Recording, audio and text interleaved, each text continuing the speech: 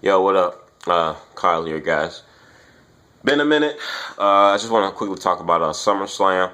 I got to say, I think SummerSlam. I'm pretty excited for SummerSlam this Sunday.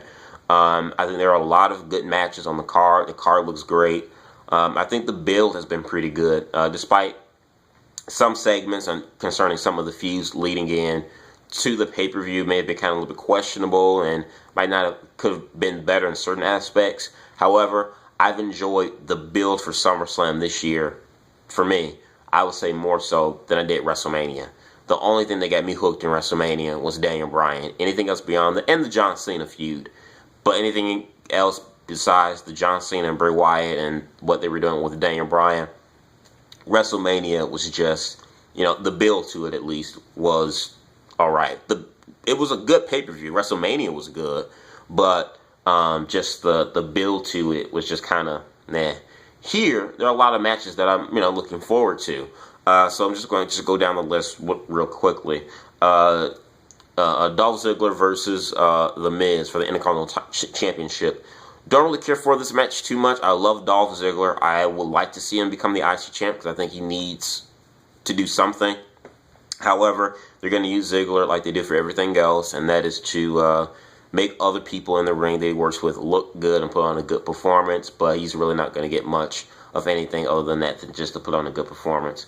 I don't get what they're doing this thing with Miz. It reminds me of like Hollywood Rock, when The Rock back in 2003 had his whole Hollywood gimmick thing. This is like a poor man's version of that.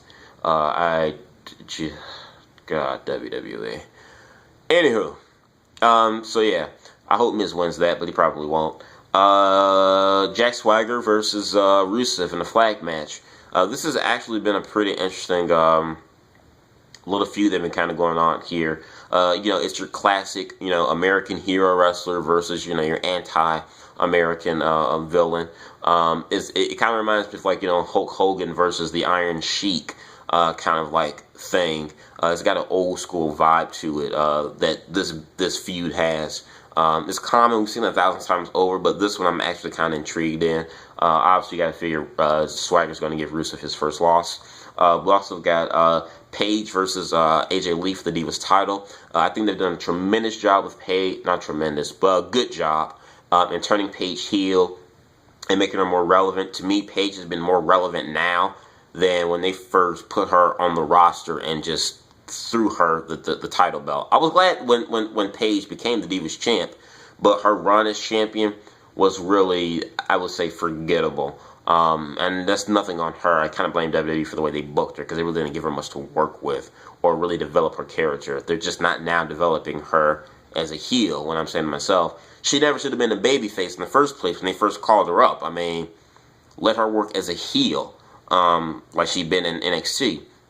So despite all these things, I think Paige may get this. I really do. I think Paige may end up getting the victory over AJ because I just can't see them turning her heel and they're putting all this character investment in her just for her to fall flat on her face and not win the title.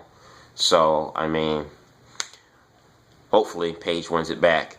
What else we got here? Stephanie McMahon versus Brie Bella.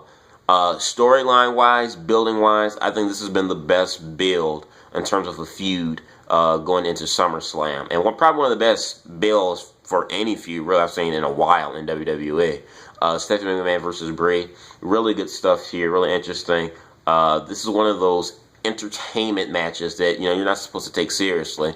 It's definitely worth a watch for me because Stephanie hasn't wrestled in well over about 10 years, so it'll definitely be interesting to see her in the ring and how things are going to interact with Brie. So that's going to be really that's going to be my fun match. It's going to be a fun, entertaining match. I guarantee it.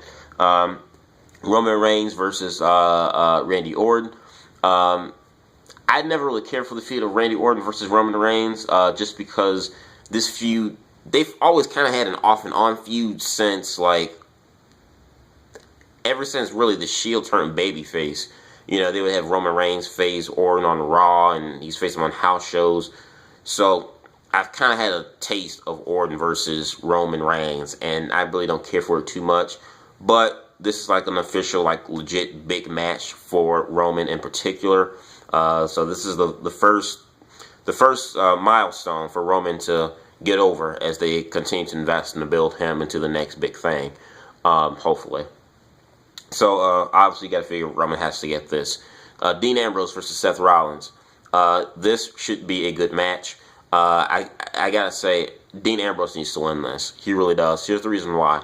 Ever since the Shield have broken up, Dean Ambrose has been, unlike Roman, who's been here, and even Seth Rollins, who's been very well protected, Dean Ambrose has been getting his ass kicked day in, day out, twice on Sunday, 3 times on Monday. It's ridiculous. Dean Ambrose gets no rebound, and they just keep beating him. And Rollins, either he always escapes and gets away. Rollins, over the past 2 months, they have protected very well. So I think Rollins, it wouldn't hurt Rollins to do the job for Dean Ambrose. I think Dean Ambrose needs his payoff now. He needs the payoff. Rollins has been very well protected. He, over the last 2 months. So I really think Dean Ambrose needs this, because I'm kind of tired of seeing Dean just get beat down over the last 2 months and gets no payoff. So he has to get his payoff here at SummerSlam by beating Seth Rollins, hopefully. What else we got here? Bray Wyatt versus Chris Jericho. Even though I like this feud has kind of been on the back burner a little bit compared to some of the other things that's been going on the SummerSlam card. It's been kind of pushed back a little bit in the back of people's minds, I think, a little bit. But I still think this is going to be an entertaining match. They've had a hell of a match in NXT a couple of years back. They had a good match at Battleground. So hopefully they can get it here, get it done. Bray Wyatt wins here and can rebuild his momentum, because he's lost some steam ever since he ran up against the impenetrable wall known as John Cena. Speaking of, we have the world title. John Cena versus Brock Lesnar for the world title. I'm just going to say right now, Brock Lesnar has to win. Brock Lesnar should win. I don't care what anyone says about limited dates and he's a part-timer and all that other bullshit. Brock Lesnar needs to be champ. I'm sorry. You don't have somebody that takes Undertaker, beats his streak, touches the unholy grail, and beats Undertaker's streak just for him to lose a title match to John Cena. I'm sorry. It just won't make sense. He's got some steam. Get him steam rolling. Go for it. So Brock Lesnar wins the world title. So I'm really excited for SummerSlam. I haven't been this excited for a while for a pay-per-view. It looks really, really good on paper from top to bottom, the cards that I mentioned here. Also, is another exciting thing too is even the Raw after SummerSlam, because after Raw, they said they're gonna, all the new championship belts are gonna have the new WWE logo, which is the same logo we see on the network, and which, by the way, last week it was leaked, the new WWE Championship. I should get paid for making these type of predictions, because a lot of people said, I said it since December when they unified the both titles. I'm like, they're gonna have to have one new world title to represent both belts. And a lot of people are like, no, they're going to retire the world title, but just keep the WWE Championship, but just call it WWE World Heavyweight Champion. I'm like, no, that wouldn't make sense. They need a new belt that reads WWE World Heavyweight Title. Well, we're going to get a new belt the night after WrestleMania.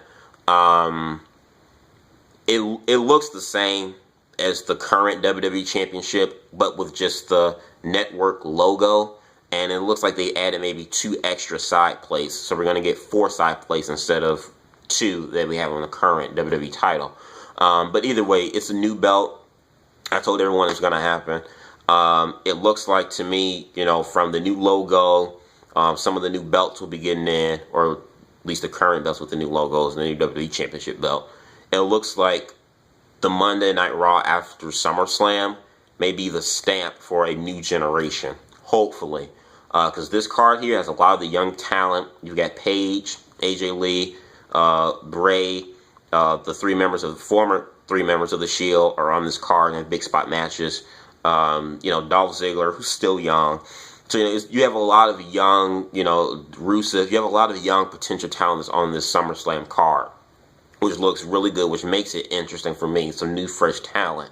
And I think that Monday after SummerSlam, that following Monday, after SummerSlam, I think it's going to be the mark of a new generation. I think WWE are going to kind of push it a little bit more, with this whole logo thing, hopefully.